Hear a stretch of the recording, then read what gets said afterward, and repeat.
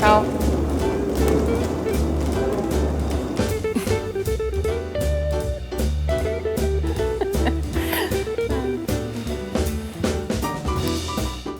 First image that comes to mind, I was just starting out with photography, at least taking it a little bit more seriously. I was in college, maybe 19 years old, and I decided to photograph my cousin, the youngest member of our family at the time, in my grandparents' house, where she was living. I had lived in until my teenage years, and my mother had grew up in. Technically, it was a little bit of a disaster. It was my first time trying out film photography and, having manual settings, so I kind of had to figure out what each button did and what those numbers meant. So I kind of decided to wing it, and I bought a ridiculously high ISO film roll and still managed to overexpose most of the shots. I was in the dark room, and that made it extra special, of course, because I was seeing the photos come to life. And I kind of immediately got the sense that photography could be used as a way to kind of preserve a certain presence in a particular place. So I decided to photograph her every year in that house. But just after a few years, my family thought that they needed to sell it.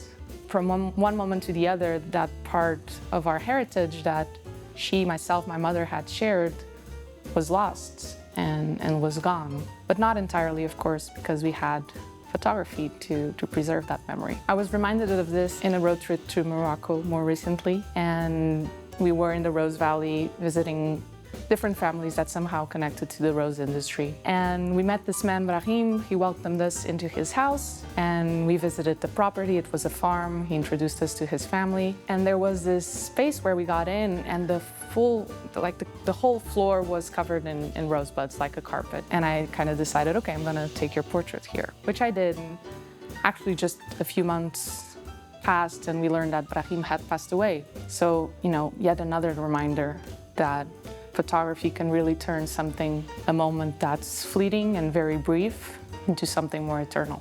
I wouldn't necessarily use the word heal, although photography did give me so much more confidence in myself and how I approach others.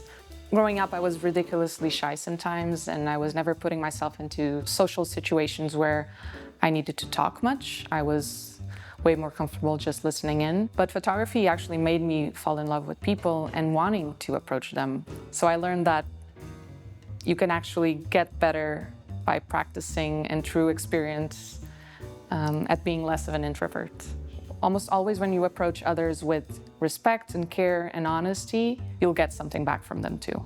I don't get that feeling of stealing very often because I kinda make a point to be very present and make sure that people are aware that I'm taking their picture. But of course, in street photography, that can happen sometimes. I remember this one time I was in Paris. It was really hot summer. Where I come from, when you want to kind of sunbathe, you just go to the beach. But you can't do that in Paris, so a lot of people go to gardens. And I was photographing around the garden, just photographing people soaking in the sun. And I passed by this older gentleman. He was completely relaxed, maybe asleep. He didn't notice me. I got up really close to him, took the picture. He was just in the zone, button shirt open, bare chest. And when I saw that picture later, I kind of wondered, why did I take this picture? Because it didn't really feel like something I would have taken normally. But I kind of kept it exactly because of that, because a picture like that makes me question the things I'm attracted to and why I'm attracted to capturing them. Am I just satisfying a curiosity, or am I actually respecting the person in the situation they're in? In Havana, I was walking down the streets, and you pass by a lot of government-owned buildings that have these very striking interiors, but you can't really go in because it's illegal to photograph.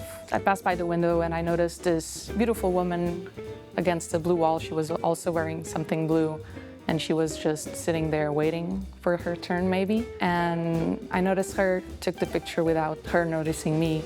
I took it in between the blinds of the window, and then I passed through the door. I looked at her and smiled. She smiled back, and I kind of cleared my conscience from that moment too.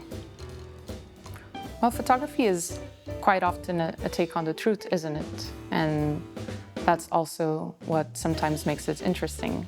I've always made a point of photographing real things in real places, real situations, and then just slightly detach them from reality through color. So for me, that's quite normal to tell that little white lie.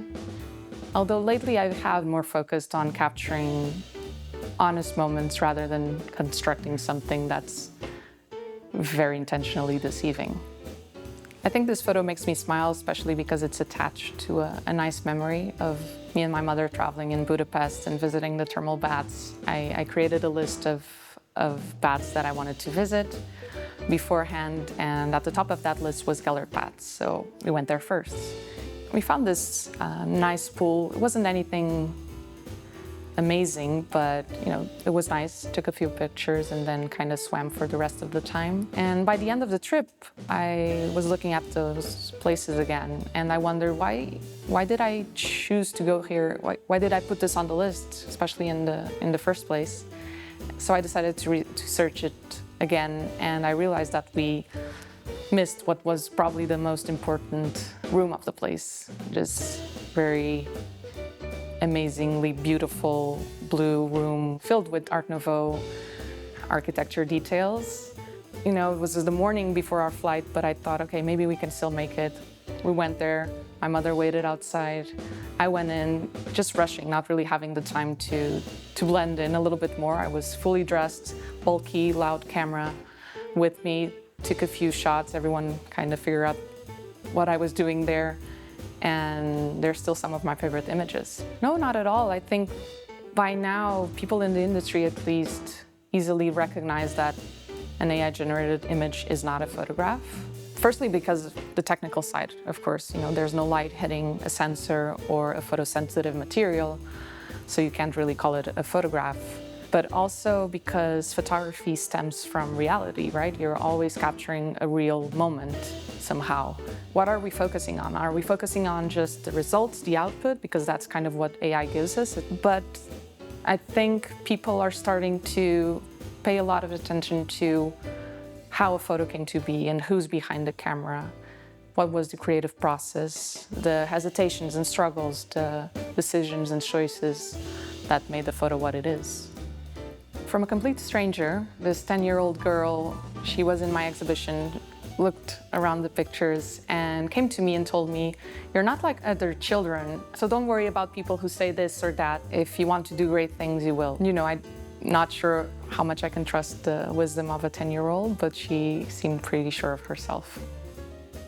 That every now and then I still feel like I don't know what I'm doing.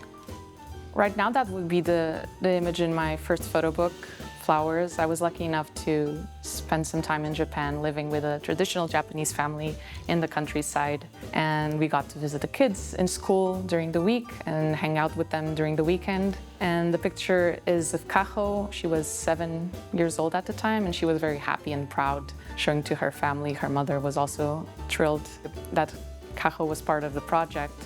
But Kaho is still gonna grow up and her life is gonna change so much. I can just hope that in the long run, she still treasures this image as much as I do. I feel like failure often is overreaction on my part. It's a word that can be used so dramatically sometimes, especially by creatives.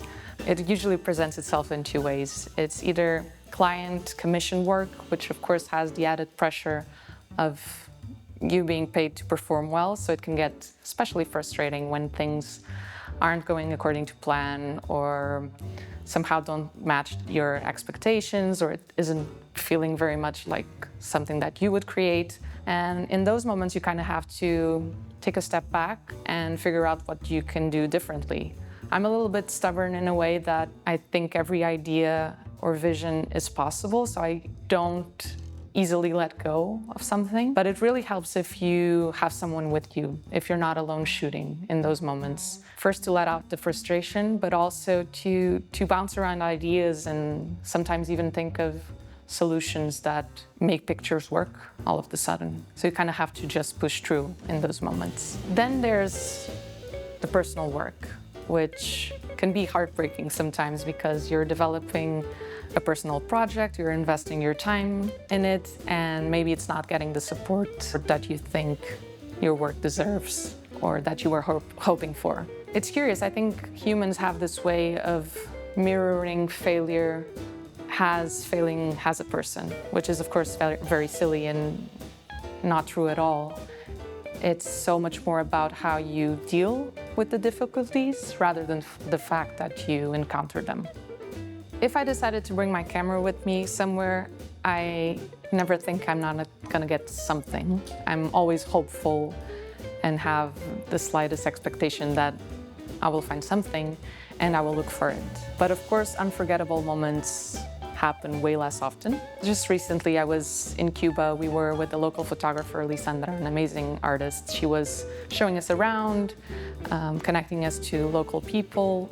I started getting more comfortable in how to approach them and more comfortable with my Spanish as well. So I decided to take a couple of days off in the countryside on my own, as I usually am when shooting. I went to this farm and I noticed there were maybe 5, 6 houses nearby. I decided to walk up to them, and this little girl immediately saw me. She looked at my camera and she asked what I was doing. And I told her, oh, I'm just looking for nice things to photograph. And she said, oh, I got a new puppy, do you want to see? And I love dogs. So I said immediately yes. And we went to her house where I met her aunt, who was incredibly welcoming. She introduced me to the families in those 5 houses. And I ended up just spending a whole day with them, this group of women of different generations, and just photographing their daily lives. Unforgettable moments are usually unexpected and either come from nature or people or food. I don't think I have that conscious decision of, time to take a rest, but that naturally happens in my work because, especially after a season of traveling nonstop, I do feel the need of taking a break and actually look at what I've been doing and if it's any good. Get excited about the next project and the next place. Well, photography is what got me into storytelling in the first place, so I'm not exactly sure I'd be a storyteller if it wasn't for it. I'm a decent drawer, so maybe I would be an illustrator, move to Japan, join an anime studio. But I think without a camera, I'd be a little bit lost for words. Woo! Boa! Voltei. Pronto. Ben. Eu achei que já tinhas parado de filmar, não? Não, claro que não.